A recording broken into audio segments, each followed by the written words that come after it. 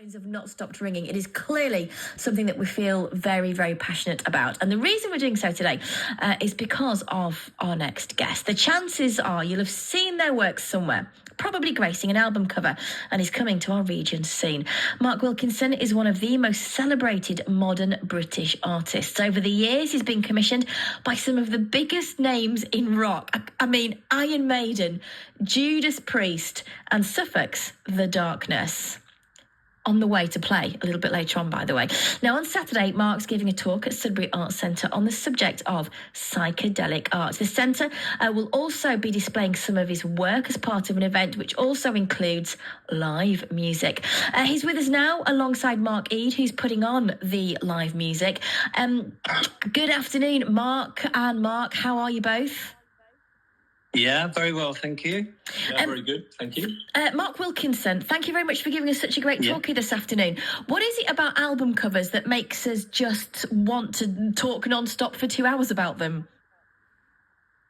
Well, back in the day, I mean, there was so much detail in the album covers. You could get gatefold album covers, triple gatefold, and crammed with detail. So you buy the record and then go home clutching it in your hands on the bus, exploring all the detail. And it was all part of the process, I think. So your talk at the weekend is the subject of psychedelic art. I appreciate doing this on the radio isn't easy. How would you give us a audio description of psychedelic art? Very colourful. Very colourful. How did you get into it? Because I find it fascinating with artists how they sort of, in the main, gravitate towards a natural medium for them. Have you always been colourful, bright, musical? I've always been into music, yeah, and the album covers was the reason I went to art college in the first place. And in the early 80s, I got a big break by working for a band called Marillion. Kaylee, you'll probably know. Yeah. And from there, their tours were selling really well, second only to Iron Maiden, actually, at the time. And so a lot of the promoters asked me if I would, design some posters, and then it's all sort of led on from there. I love the fact that your whole life now has been defined by a couple of random things that happened earlier on in your career. So Mark Eade, tell us what we can expect on Saturday, because obviously Mark Wilkinson's doing his talk, you're doing music. It feels like just a celebration of art, really. Yeah, well, Mark and I live in the same village, so we're good friends, and I happen to be in the music business, on the live music front.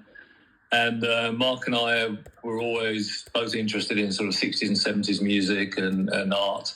And I mentioned that we've had this band of top professional musicians called the Psychedelic Circus who used to play about 15 years ago. And I mentioned that we might do a reunion. And then between us, we seem to evolve into the idea of having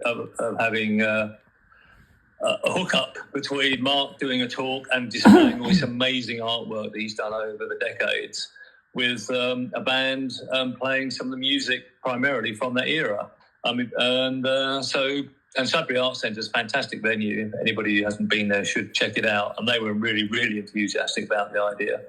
And so we created a multimedia event, basically. This sounds really logical when you say it like that, but you make it sound very simple. I can't imagine how you narrow any of either of those areas down into a 90-minute, 2-hour event.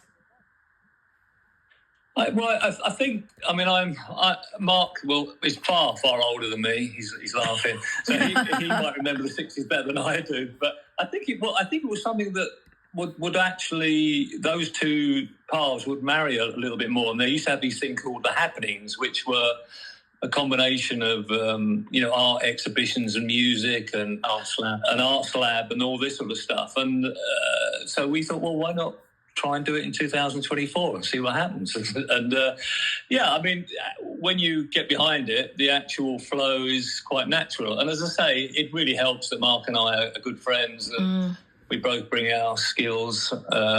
My skills are far less considerable than his, but we both bring our skills and our contacts to the table, and should be an amazing event. Even though I say so myself, I think it's just everyone's really excited about it, and I think it'll be brilliant. And Mark's stuff I mean, it's only £18 to get in. It's cheap, really. And the band have played with people like Beyonce and Stevie Winwood. So you've got a top professional band, and you've got one of the foremost artists displaying new work as well as old work in Sudbury Arts Centre. So what not to like? It sounds very multi-generational, because I can imagine parents wanting to go to relive their youth to learn about your work, but then also bringing their kids, because I know so many of the album covers that I've been thinking about today came from my parents because that was my first intro to vinyl. It's very much a multi-generational family event, it sounds. Well, certainly funny enough, I've just had a text from my son who's in his early 30s, and he's saying that he's bringing some of his friends. So I think you're right. And I think I do a bit of teaching or talking to people younger people, and I think, I'm so out of touch with the modern music scene, but they all seem to reference, AC/DC and Jimi Hendrix and the Beatles. So I think a lot of young people still look at that as the classic age of music. And so hopefully, we'll have some young and older people there. I've just realised, because we've spent 2 hours on the show, literally it's all anyone's wanted to talk about today, about the iconic album covers. In terms of the process, so Mark Eade, obviously, you're in a band, you're creating music, you have an idea as a musician what you want your album to sound like and the vibe of it. You would then go to someone like Mark Wilkinson and say, this is the gist, and then Mark, you've just got to kind of invent something and hope for the best. You've got to be a bit of a mind reader, I guess. Well, I just say I'm not actually in a band, but I'm a band manager and a promoter. And I think it's a lot to do with brand. I mean, Mark will talk more about this in a second, but I think as a customer of somebody doing artwork, I want to see them understand the music and the brand and the nature of the message that we want to get across. I mean, that's from my perspective. Mark can talk about it from the customer end, as it were. Yeah, I mean, you get a brief from the band in all sorts of ways. It might just be an album title. It might be all the lyrics. It might be all the demos of the songs. You just never know what you're going to get. I mean, sometimes you don't even get a title. It's just an idea. Oh, we've got this idea, I mean, with Marillion, it was in the early days, it was... can you come up with this figure of the jester? And I don't think they realised it, or I did at the time, but that became their logo, their brand identity. Every time anybody saw the jester on the big street posters that appeared all over London, they knew it was Marillion. It was a chance to recognise that band was playing at that particular time. And same with Iron Maiden, with Eddie. I mean, that character is known worldwide. It's probably one of the most recognisable brands next to Batman you could possibly think of. And as soon as people see that picture, they know it's got something to do with Iron Maiden. And these things are tremendously important. The visual element. There's been a lot of talk over the last few decades with CDs, and then people just downloading music and looking at pictures on their phone. Would the pictures be as important? Well, of course they do. You go to any gig and you see the amount of T-shirts that are being sold. It's very, very important, the visual element still. I was going to ask you about T-shirts, because that's the other thing that I didn't really consider. Obviously, you do the album cover, and then it turns into a branding exercise too. Have you ever been tempted walking down the street, seeing someone wearing a T-shirt or a sweatshirt of something you've created, to be like, I did that? Did you know I did that? All the time. Really? All the time. I do not. Well, funnily enough, I was on holiday with my wife in Italy just a few weeks ago, and we were sitting there in the restaurant, and a guy walks in with one of my T-shirts, and Judy said, "Are you going to say something?" I said, "Of course I'm not." What would I say? But it was an amusing moment. Let's put it that way. Do you know who I really wish was here to hear this conversation and go to SUDBURY at the weekend? John Peel, the late John Peel. I didn't know him personally, but a very dear friend of mine produced him at Radio 1. We were there at the same time, but I never worked with him. And obviously he was so devoted to Stowmarket and there's the John Peel Centre in Stowmarket. So many greats that I can imagine would have loved your event this weekend. Bringing us to the modern age, The Darkness. They are a Suffolk band.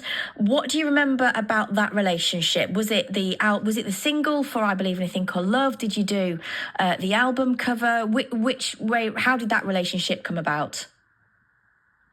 Well, I did their second album, One Way Ticket to Hell, ... and Back. We never quite understood what the and Back was all about. But anyway, it was. They were huge. They went from nowhere to, being the act that everybody was talking about that year. Download and Reading, and they were just phenomenal. And so the difficult second album, what are they going to do? And Justin got in touch, and he got a very, very clear idea of what he wanted with this sort of runaway train. And he sent me a sketch, which was very, very good. I mean, going back to your earlier question, what do you get? You can get hardly anything, or you can get something like with The Darkness and Justin. He sends me a very detailed sketch, so I could picture the whole thing from his drawing, because he was a good draftsman. I'd find that annoying though, Mark. I'd be like, look, I'm the artist, mate, leave me to it. But then maybe I'm a bit of a control freak. Well, there was an element of that, but now, who do you think you are? No. So, Mark Eade, I worry that you've got the short end of the straw on this event, because you're going to have all the gear to carry around. When are you actually going to get up here to fit in? Or are you just are you just actually not on deck? You're literally with a little No, key I'm stick. on deck. Well, I'm just the sort of gopher manager, sort of cat herder. But what I would say is we've got the bass player flying in from Switzerland. Oh, we've got the singer getting up at 3 a.m.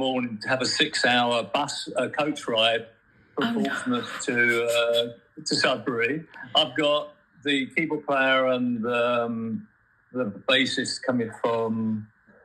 No, not the bassist, and the drummer, coming from the Midlands, and the guitarist is doing a hop from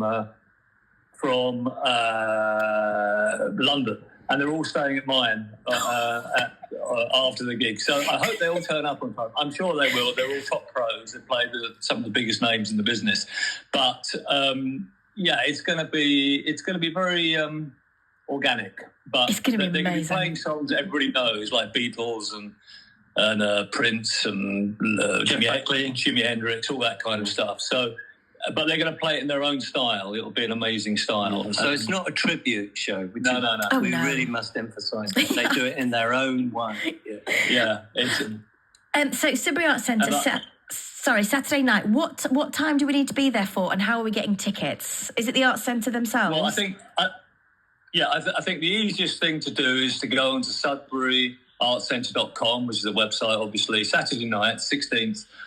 All the details about what's happening. We've only scratched the surface, actually, and you could give us lots of time. But on there is all the details, multimedia event, lots of other stuff that we've not mentioned. There's some bespoke guitars, which really worth seeing. Yeah. Which were commissioned especially, an Iron Maiden guitar, Judas Priest guitar, and a Jimi Hendrix guitar from this top luthier in America, and they have to be seen to be believed. They really do. So they are only going to be on the show on Saturday night, so they're worth seeing as well. Yeah, and I think it all kicks off around 7ish. I mean, all the details are on Sudbury Arts Centre website, and it's going to be busy, but there's plenty of room for more people if they want to come down, and it's a one-off experience. It's never going to be repeated, not in this format anyway. Mark, I know you're the manager amongst us here, but can I just say, this needs to be a coffee table book with a pull-out CD or something.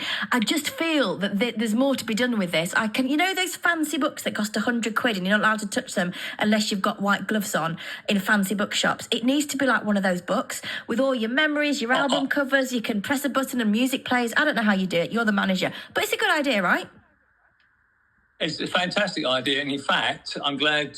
I think Mark Wilkinson thinks that I've set you up to say that, and I haven't, because I think that we should keep all this stuff, maybe repeat it next year. And Mark, who's already done a couple of fantastic art books, should do a book on this, because this is an amazing period of history that he's been, majorly in the forefront of, and absolutely. So I'm going to make him do that because you said so. Excellent. And can I just say, actually, that I was contacted this morning, actually, by an author who's putting together a book about the psychedelic 60s in London.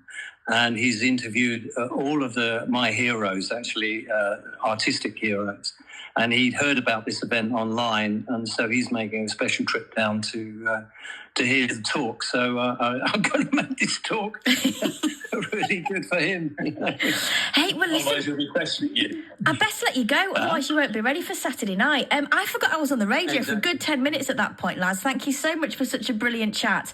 Thank you so much to Mark Eade and Mark Wilkinson. God, what an amazing life and career they've both had. So many amazing stories. See if you can get yourself down to the Sudbury Arts Centre on Saturday. It sounds like an absolute once-in-a-lifetime experience. And, of course, I know this is album 1, not album 2, but we have to play a little bit of Local Lads, The Darkness, don't we?